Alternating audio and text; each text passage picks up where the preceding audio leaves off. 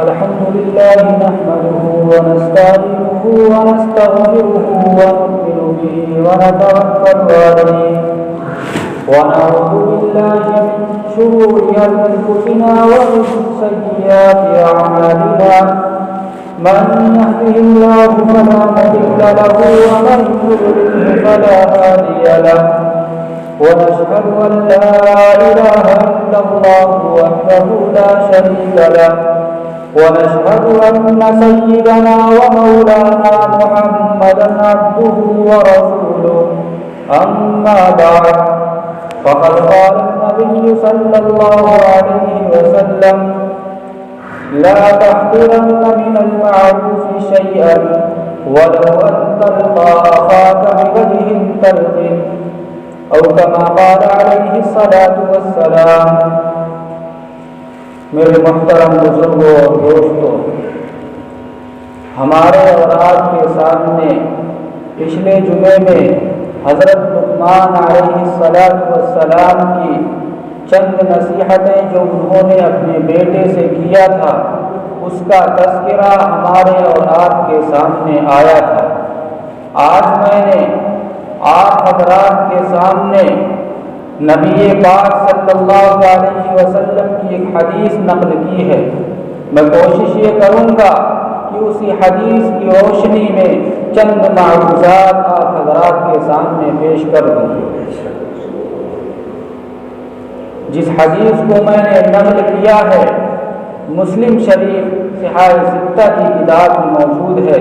حضرت ابو ذر غفاری رضی اللہ تعالی عنہ فرماتے ہیں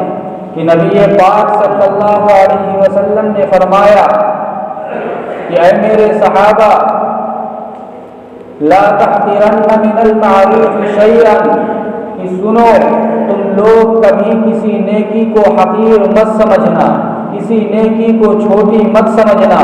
اور یہ سوچ کر اپنے خیال میں اور یہ اپنے ذہن میں مت بیٹھانا کہ یہ چھوٹی سی نیکی ہے، اس نیکی کے کرنے نہ کرنے سے کیا فائدہ. یاد رکھو کہ یہ شیطان کا بہکاوا ہے. شیطان ہمارے اور آپ کے پیچھے اور نسل آدم و حوا کے پیچھے آج سے نہیں، آدم علیہ السلام کے بعد سے لگا ہے. اور آدم علیہ السلام کی پیدائش سے پہلے بھی اس نے اللہ کی بارگاہ میں حضرت آدم علیہ نبینا علیہ السلام کی پیدائش پر بھی اشکال کیا تھا اور یہ کہا تھا کہ اے رب ذوالجلال، آپ یہ بتائیے کہ آپ ایسی مخلوق کو کیوں پیدا کرنا چاہتے ہیں. اللہ رب العزت نے اگرچہ فرشتوں سے یہ عرض کیا تھا کہ اے میرے ملائکہ، میں ایسی مخلوق کو پیدا کرنا چاہتا ہوں اور دنیا آباد کرنا چاہتا ہوں، تو فرشتوں نے جہاں یہ عرض کیا تھا، لیکن میرے بھائی شیطان کا بھی اشکال ہوا تھا، اس لیے کہ شیطان تو اللہ رب العزت کی تسبیح اور تمجید میں اتنا آگے بڑھ چکا تھا کہ اللہ رب العزت کا سجدہ پوری روح زمین پر وہ کر چکا تھا اور اکثر و بیشتر جگہوں پر اللہ کا سجدہ وہ کیا کرتا تھا. لیکن حضرت آدم علیہ نبینا علیہ السلام کا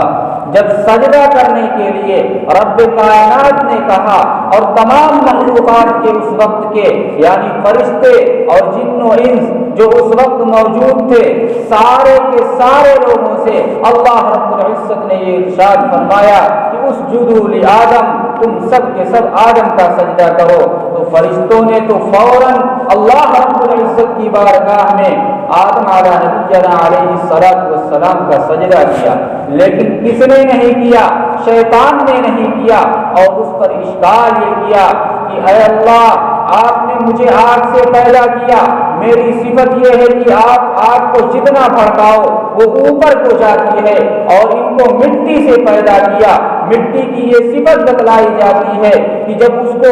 جتنی بھی زور سے آسمان کی طرف مٹی کا ڈلا آپ پھینکیں گے وہ اتنی ہی تیزی سے زمین کی طرف آئے گا. اس لیے میری صفت کے اندر یہ بلندی موجود ہے، ان کی صفت کے اندر یہ پستی موجود ہے، اس لیے ہم ان کا سجدہ نہیں کریں گے. اللہ رب العزت نے اسے اپنے دربار سے راضی درگاہ کر دیا۔ میرے عزیز دوستوں اور بزرگوں، تو ہم کو اور آپ کو تاجدار مدینہ جناب محمد الرسول اللہ صلی اللہ علیہ وسلم کے اس فرمان پر غور کرنا چاہیے اور سوچنا چاہیے۔ اور حضرت ابو ذر غفاری رضی اللہ تعالی عنہ یہ کون تھے؟ یہ حضور اکرم صلی اللہ علیہ وسلم کے مخصوص صحابی، اور مخصوص کا کیا مطلب؟ صحابہ تو سب کے سب عادل ہیں۔ یہ ذہن میں اشکال آتا ہے کہ صحابہ تو سب کے سب عادل ہیں، الصحابہ کلہم عدول، صحابہ سب کے سب جنتی ہیں، اور سارے صحابہ ستاروں کے مانند تاجدار مدینہ جناب محمد الرسول اللہ صلی اللہ علیہ وسلم نے بیان فرمایا، اور فرمایا کہ الصحابہ اصحاب النجوم بانہم اقتدیتم، کہ میرے صحابہ یہ ستاروں کی مانند ہیں، تم لوگ ان میں سے جن کی بھی اقتدا کر لو گے، تم لوگ ان میں سے جن کی بھی پیروی کر لو گے، تم راہیاب اور فلاحیاب ہو جاؤ گے۔ آپ بتاؤ اور غور کرو، ذہن میں یہ اشکال آتا ہے کہ حضرت ابو ذر غفاری یہ مخصوص کیسے ہوئے، اور صحابہ کرام کیا سارے صحابہ کے بارے میں جب نبی پاک صلی اللہ علیہ وسلم نے یہ بتلا دیا کہ صحابہ سب کے سب عادل ہیں، لیکن میرے بھائی اس کا جواب میں آپ حضرات کے سامنے مثال سے سمجھانے کی کوشش کرتا ہوں کہ ایک باپ کی چند اولادیں ہوتی ہیں، لیکن آپ دیکھے ہوں گے اکثر و بیشتر آپ نے اس کو آپ نے دیکھا ہوگا کہ ایک باپ کی جب چند اولادیں ہوتی ہیں، لیکن اس کے دل کا میلان کسی ایک کے ساتھ زیادہ ہوا کرتا ہے۔ ایک استاذ کے چند طالب علم ہوا کرتے ہیں، لیکن اس استاد کا ایک طالب علم یا کئی ایک طالب علموں کے ساتھ اس کے دل کا میلان زیادہ ہوا کرتا ہے۔ خود تاجدار مدینہ جناب محمد الرسول اللہ صلی اللہ علیہ وسلم نے کے بارے میں آپ دیکھیں اور غور کریں کہ نبی پاک صلی اللہ علیہ وسلم کی جو بیویاں ہیں ازواج مطہرات ہیں، ہمارے اور آپ کے لیے ان کا تقدس، ان کا احترام لازم ہے، اور امہات المؤمنین سب کے سب ہیں، لیکن آپ دیکھو اور غور کرو کہ علماء نے بھی اس بات کو نقل کر دیا ہے کہ آپ کا دلی میلان جو تھا وہ حضرت عائشہ سے زیادہ۔ میرے عزیز دوستوں اور بزرگوں، اسی طریقے سے حضرت ابو ذر غفاری رضی اللہ تعالی عنہ یہ آپ کے مخصوص صحابی، یہ آپ کے مخصوص صحابہ میں سے تھے، یہ درویش قسم کے صحابی تھے۔ ان کے بارے میں روایات کے اندر آتا ہے کہ جب اسلام کا بول بالا شروع ہوا تو حضرت ابو ذر غفاری رضی اللہ تعالی عنہ یہ چوتھے یا پانچویں نمبر کے اسلام قبول کرنے والے صحابی۔ میرے عزیز دوستوں اور بزرگوں، اسی طریقے سے سارے صحابی ہیں، جیسے ایک ماں کی چند اولادیں ہوتی ہیں لیکن اس کا دلی میلان کسی کے ساتھ زیادہ ہوا کرتا ہے، اسی طریقے سے یہ حضور کے سارے صحابہ تھے، لیکن سارے صحابہ میں کچھ مخصوص صحابہ ایسے تھے جن کا نبی پاک صلی اللہ علیہ وسلم سے دلی میلان کچھ زیادہ تھا۔ انہی میں سے حضرت ابو ذر غفاری رضی اللہ تعالی عنہ ہے کہ حضرت ابو ذر غفاری رضی اللہ تعالی عنہ یہ مخصوص قسم کے صحابی تھے، درویش قسم کے صحابی تھے۔ اسی وجہ سے فارسی کا ایک مقولہ ہے کہ ہر گلیرا رنگ بوئے دیگرس، کہ ہر ایک انسان کی الگ شان ہوا کرتی ہے، ہر ایک صحابی کی ایک الگ شان ہوا کرتی ہے، اور ہر ایک پھول کی ایک الگ خوشبو ہوا کرتی ہے۔ اسی طریقے سے حضرت ابو ذر غفاری رضی اللہ تعالی عنہ ہے، یہ بھی نبی کے صحابی ہیں۔ حضرت عبداللہ ابن مسعود بھی نبی کے صحابی ہیں، اور تمام صحابہ یہ نبی پاک صلی اللہ علیہ وسلم کے صحابی ہیں، لیکن ان میں سے کسی کا درجہ کچھ اور ہے۔ میرے بھائی، اسی طریقے سے حضرت ابو ذر غفاری رضی اللہ تعالی عنہ ہے کہ ان کے بارے میں جیسے پھول ہوتا ہے اس کی خوشبو الگ الگ ہوتی ہے، اسی طریقے سے اسی وجہ سے یہ کہا کہ ہر گلیرا رنگ بوئے دیگرس، کہ ہر پھول کی ایک الگ شان، ایک الگ خوشبو ہوا کرتی ہے۔ تو ایک حدیث روایت کرتے ہیں جو مسلم شریف کے اندر موجود ہے میرے عزیز دوستوں اور بزرگوں، فرماتے ہیں کہ لا تحقرن من المعروف شیئا ولو ان تلقى اخاك بوجه طلق، کہ نبی پاک صلی اللہ علیہ وسلم کے پاس صحابہ کرام کی مقدس جماعت موجود تھی۔ آپ صلی اللہ علیہ وسلم تشریف فرما ہے، آپ نے فرمایا کہ اے میرے صحابہ سنو، تم کبھی کسی نیکی کو چھوٹا مت سمجھنا، کبھی کسی نیکی کو حقیر مت سمجھنا، اور حقیر سمجھ کر کے اس کو چھوڑنے والے مت بننا، حقیر سمجھ کر کے اس کو ترک کرنے والے مت بننا۔ چاہے وہ نیکی یہ ہو کہ تم راستے میں جا رہے ہو، اگر تمہیں یہ دکھائی پڑے کہ کوئی پتھر راستے میں پڑا ہوا ہے اور تمہارے وہم اور گمان کے اندر یہ بات جا رہی ہے کہ اس پتھر سے آنے جانے والے لوگوں کے لیے تکلیف ہو سکتی ہے اور ٹھوکر لگ سکتی ہے، تو اس کو بھی تم راستے سے ہٹا دینا، اللہ رب العزت تم کو اس پر اجر عطا فرمائے گا اور اس کو نیکیوں میں شمار فرمائے گا اور تم کو اس پر ثواب عطا فرمائے گا۔ میرے عزیز دوستوں اور بزرگوں، اور اسی حدیث کے اگلے ٹکڑے میں آپ دیکھیں اور غور کریں کہ تاجدار مدینہ جناب محمد رسول اللہ صلی اللہ علیہ وسلم کیا فرماتے ہیں کہ لا تحقرن من المعروف شیئا، کہ کبھی کسی نیکی کو حقیر مت سمجھنا، ولو ان تلقى اخاك بوجه طلق، چاہے وہ نیکی یہ ہو کہ تم اپنے کسی مسلمان بھائی سے، کسی مسلمان انسان سے تم جا کر کے خندہ پیشانی کے ساتھ ملاقات کرنا، مسکراتے ہوئے چہرے کے ساتھ ملاقات کرنا، چاہے وہ نیکی یہ ہو کہ تم کسی سے مسکراتے ہوئے چہرے کے ساتھ، کھلے ہوئے چہرے کے ساتھ اس سے ملاقات کرنا، اس کو بھی تم نیکی شمار کرنا۔ میرے عزیز دوستوں اور بزرگوں، اس حدیث سے دو باتیں نکلتی ہیں جو ہمارے اور آپ کے توجہ کی۔ میرے عزیز دوستوں اور بزرگوں، آپ دیکھو اور غور کرو کہ وہ باتیں کیا ہیں۔ وہ باتیں یہ ہیں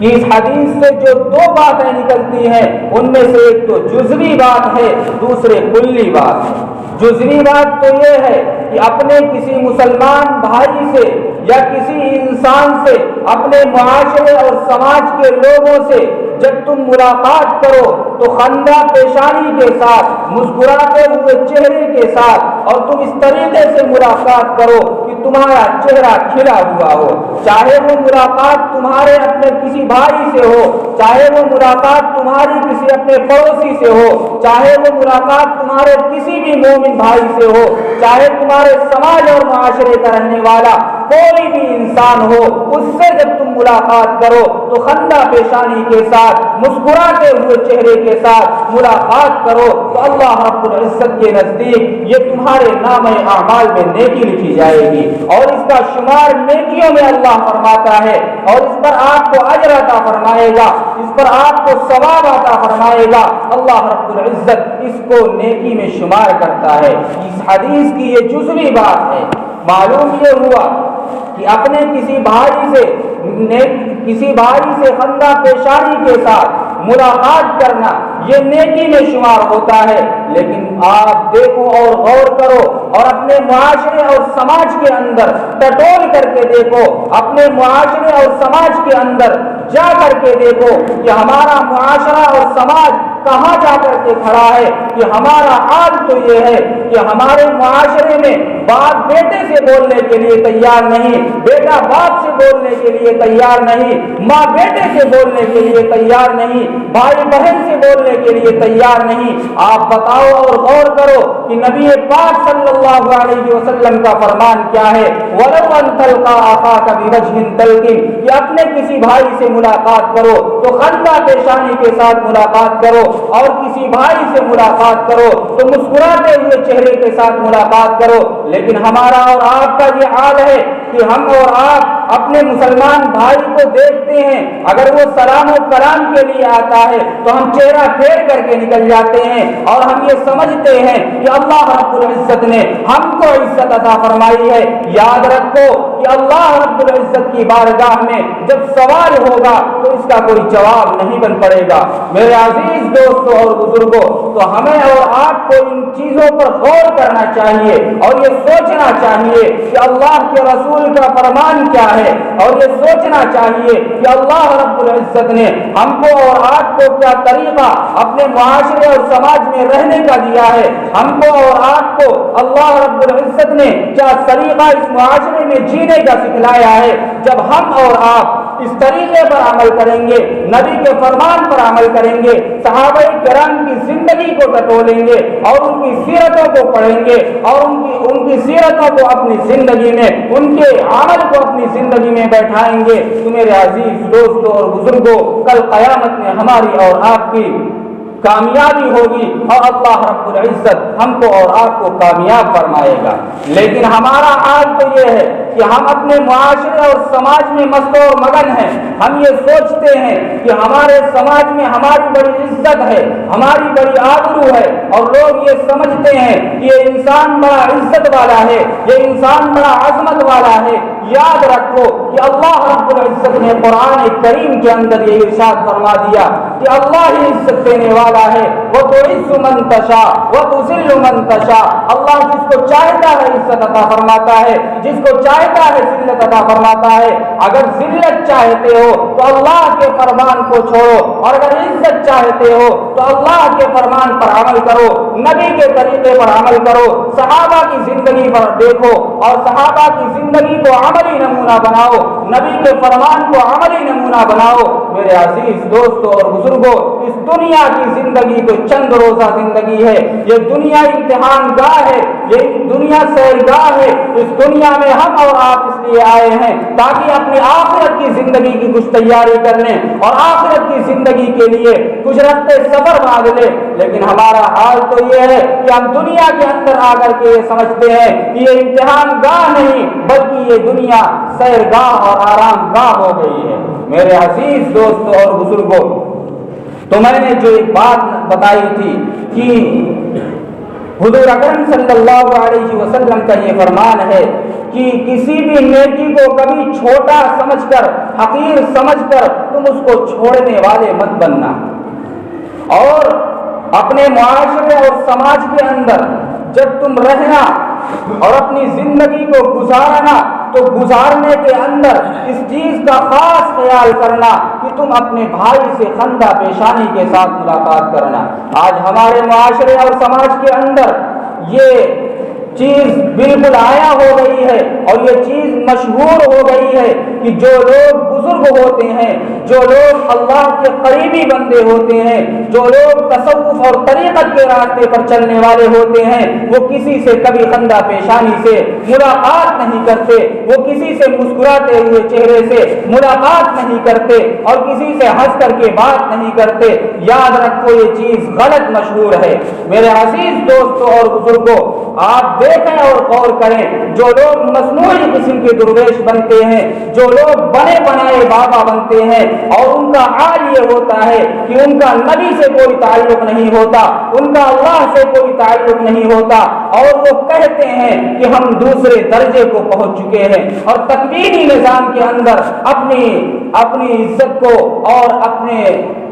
آپ کو لے جانا چاہتے ہیں۔ یاد رکھو کہ کوئی بھی نیک انسان ہوگا، اللہ کا قریبی بندہ ہوگا، تو اس کا حال یہ ہوگا کہ وہ کسی سے بھی ملاقات کرے گا تو خندہ پیشانی کے ساتھ، مسکراتے ہوئے چہرے کے ساتھ ملاقات کرے گا۔ یہ نہیں ہوگا کہ اگر وہ اللہ کا قریبی ہے تو وہ کسی سے بات نہ کرے، اگر وہ اللہ کا قریبی ہے تو وہ کسی سے ملاقات نہ کرے۔ ایسا معلوم ہو کہ اس کے پیشانی پر ہر وقت بل پڑا رہے، اس کے پیشانی پر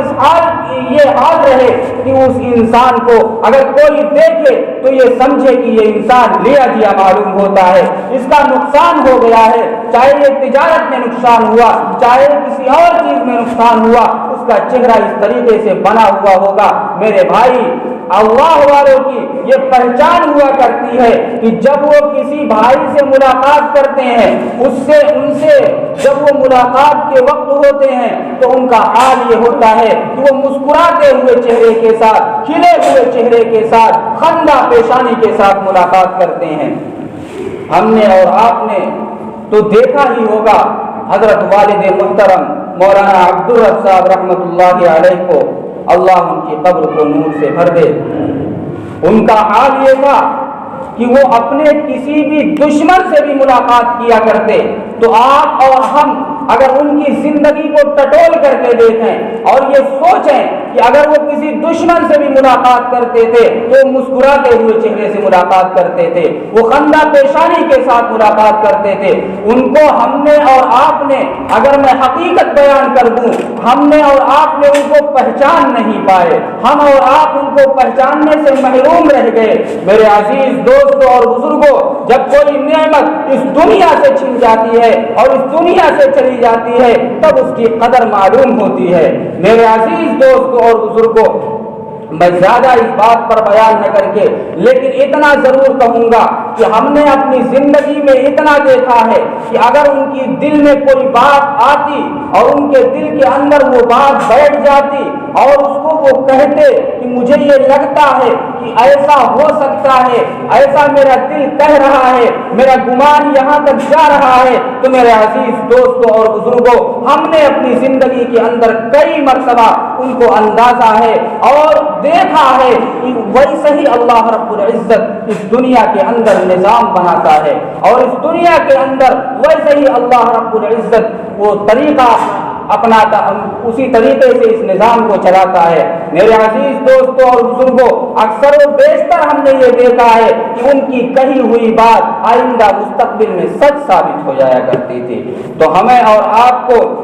اللہ رب العزت کی بارگاہ میں یہ سوچنا چاہیے کہ ہم اللہ کی رسی کو مضبوطی سے پکڑ لیں. جب ہم اللہ کی رسی کو مضبوطی سے پکڑیں گے, نبی کے فرمان پر عمل کریں گے اور نبی پاک صلی اللہ علیہ وسلم کی اس حدیث پر عمل کریں گے کہ لا تحقرن من المعروف شیئا ولو ان تلقى اخاك بوجه طلق, تم کبھی کسی نیکی کو حقیر نہ سمجھو اور حقیر سمجھ کر کے اس نیکی کو بھلا مت دو اور اس نیکی کو چھوڑو مت. اور آگے فرمایا چاہے وہ نیکی یہ ہو کہ تم اپنے کسی مسلمان بھائی کے ساتھ خندہ پیشانی کے ساتھ ملاقات کرو, مسکراتے ہوئے چہرے کے ساتھ ملاقات کرو. یہ نبی پاک صلی اللہ علیہ وسلم کی سنت ہے. ایک صحابی آپ صلی اللہ علیہ وسلم کا واقعہ نقل کرتے ہیں, فرماتے ہیں کہ آپ کی مجلس میں موجود تھا, آپ صلی اللہ علیہ وسلم تشریف فرماتے, جب میری آنکھ اڑ جاتی اور میری پلک اڑ جاتی اور نبی کے چہرے انور پر پڑتی تو نبی پاک صلی اللہ علیہ وسلم تبسم فرما دیتے, آپ صلی اللہ علیہ وسلم مسکرا دیا کرتے تھے. لیکن ہمارا اور آپ کا یہ حال ہے کہ میرے بھائی, ہم کسی سے ملاقات کرتے ہیں تو ہمارے چہرے پر بل نہیں پڑتا, ہم یہ سوچتے ہیں کہ ہم ہی سب سے بڑے ہیں. یاد رکھو کہ اللہ رب العزت جس کو چاہتا ہے وہ عزت دیتا ہے اور جس کو چاہتا ہے وہ ذلت دیتا ہے, اور اسی دنیا کے اندر اللہ عزت بھی عطا فرماتا ہے, اسی دنیا کے اندر ذلیل و خوار اور رسوا بھی کر دیتا ہے. یہ اللہ کی قدرت ہے. میرے عزیز دوستوں اور بزرگوں, تو اس حدیث کی جو جزوی بات تھی وہ یہ تھی کہ کبھی کسی مسلمان بھائی سے ملاقات کرو تو اس سے خندہ پیشانی کے ساتھ ملاقات کرو, اور خندہ پیشانی کے ساتھ ملاقات کرو گے تو اللہ رب العزت تمہارے نام اعمال میں نیکی لکھے گا, اور یہ چیز نیکی میں شمار ہوتی ہے. فرشتہ نیکی میں لکھ کر کے اللہ رب العزت کی بارگاہ میں حاضر ہو جائے گا. اور ایک حدیث میں تاجدار مدینہ جناب محمد الرسول اللہ صلی اللہ علیہ وسلم کیا فرماتے ہیں؟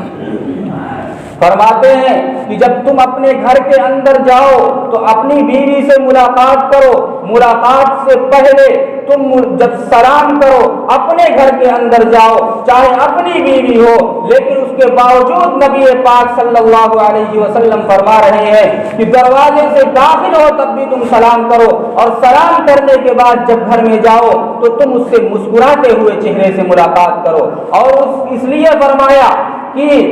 ساری دنیا کا تبسم تمہاری اس بیوی کے لیے اللہ رب العزت نے حرام کر دیا. صرف تمہارا چہرہ ایک ایسا ہے کہ تمہارا چہرہ اس کو ایک حلال تبسم دے سکتا ہے. اگر اس نے किसी के और तबस्सुम को देख करके उस पर गौर किया तो अल्लाह रब्बुल इज्जत उसकी पकड़ फरमाएगा। तुम्हारा एक चेहरा ऐसा है कि अगर तुम अपनी बीवी से मोहब्बत की निगाह से उसको देखोगे और तुम्हारी बीवी उस आपको मोहब्बत की निगाह से देखेगी तो अल्लाह रब्बुल इज्जत उन दोनों हजरात को मोहब्बत की निगाह से देखेंगे। मेरे अजीज दोस्तों और बुजुर्गों, ये मुलाकात करना, चाहे ये बीवी से हो, चाहे ये दोस्त और अहबाब से हो, चाहे ये कराबतदार और रिश्तेदार से हो, चाहे अपने पड़ोसियों से हो, चाहे अपने रिश्तेदारों से हो, किसी से भी मुलाकात करो तो खंदा पेशानी के साथ मुलाकात करो, मुस्कुराते हुए चेहरे के साथ मुलाकात करो। अल्लाह रब्बुल इज्जत तुमको और हमको इस पर अजर अता फरमाएगा। हमें और आपको अल्लाह रब्बुल इज्जत खंदा पेशानी के साथ मोमिन भाई से मुलाकात करने की तौफीक अता फरमाए।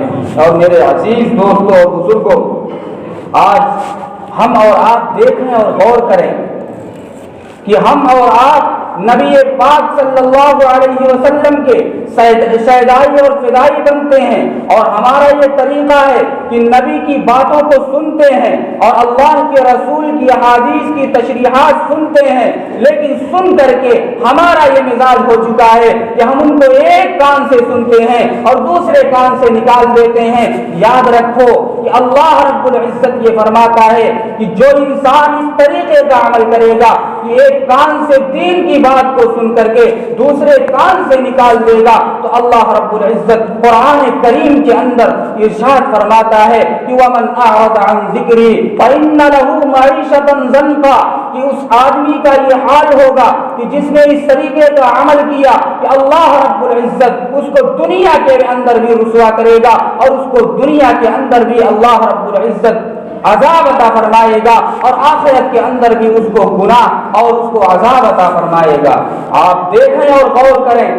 कि बंदा ये सवाल करता है कि ऐ बारे इलाहा, हमारा अजाब इस दुनिया के अंदर क्या होगा। अल्लाह रब्बुल इज्जत इसी आयत के अंदर ये इरशाद फरमाता है कि वमन अअरद अन ज़िक्री फइन्न लहू मईशतन ज़न्का, कि उसका अजाब इस दुनिया के अंदर ये होगा कि उसके पास माल दौलत भी होगा। जो इंसान नबी की बात को और दीन की बात को सुन करके उसको दूसरों तक पहुंचाने की कोशिश न करे और उसका हाल ये हो कि नबी की बात को सुन करके उसको एक कान से निकालने की कोशिश कर रहा हो और उस पर अमल करने की कोशिश न कर रहा हो, अल्लाह फरमाता है कि उसको हम दुनिया के अंदर तो ये आजाद देंगे कि अल्लाह रब्बुल इज्जत इस दुनिया के अंदर उसको उसके पास माल भी होगा, उसके पास दौलतों के अंबार भी होंगे, उसके पास सारी चीजें मौजूद होंगी, तमाम वसात के सामान मौजूद होंगे, लेकिन अगर नहीं होगा तो उसकी जिंदगी के अंदर सुकून नहीं होगा और अल्लाह रब्बुल इज्जत उसको सुकून और इत्मीनान से महरूम फरमाएगा। सारी फरावानियां मौजूद होने के बावजूद अल्लाह रब्बुल इज्जत ऐसे इंसान को सुकून नहीं नसीब फरमाएगा। और इसी आयत के अंदर अल्लाह रब्बुल इज्जत इसी आयत के अगले टुकड़े के अंदर आखिरत के आजाब को भी ऐसे इंसान के आखिरत के आजाब को भी जिक्र फरमाता है और क्या कहता है, फरमाता है कि हम ऐसे इंसान को जो आखिरत के अंदर अजाब देंगे वो क्या अजाब देंगे कि वमन अअरद अन ज़िक्री फइन्न लहू मईशतन ज़न्का व नहशुरुहु यौमल क़ियामति अअमा। उस इंसान का हाल ये होगा कि उसको क़यामत के दिन हम अंधा करके उठाएंगे। वो इंसान जब कब्र से उठ करके लड़खड़ाता हुआ रब की बारगाह में जाएगा और जा करके ये कहेगा कि ऐ रब कायनात, आपने तो मुझे दुनिया में बीनाई अता की थी, आपने तो मुझे दुनिया में देखने की कुव्वत अता की थी और बसीरत अता की थी, बसारत अता की थी। मेरे अजीज दोस्तों और बुजुर्गों, वो रब से लड़खड़ाती जुबान से सवाल करेगा। अल्लाह रब्बुल इज्जत वहां फरमाएंगे कि तुम्हारा दुनिया का अज़ाब ये था, तुम दीन की बात को सुन करके न उस पर अमल करने की कोशिश करते थे और तुम दीन की बात को सुन करके न उसको आगे तक पहुंचाने की कोशिश करते थे, बल्कि सुन करके एक कान से निकालने की कोशिश करते थे। तो तुम्हारा दुनिया का अज़ाब ये था कि तुम्हारी जिंदगी से मैंने सुकून को निकाल दिया और तुम्हारा आखिरत का ये अज़ाब है कि हम तुमको आज के दिन जब सारे मुर्दे कब्र से उठाए जा रहे हैं तो तुमको हम अंधा करके उठा रहे हैं। मेरे अजीज दोस्तों और बुजुर्गों, تو ہم کو اور آپ کو دین کی بات کو سن کر کے اس پر عمل کرنے کی کوشش کرنا چاہیے۔ اللہ رب العزت ہمیں اور آپ کو کہنے سننے سے زیادہ عمل کی توفیق عطا فرمائے۔ وآخر دعوانا ان الحمد للہ۔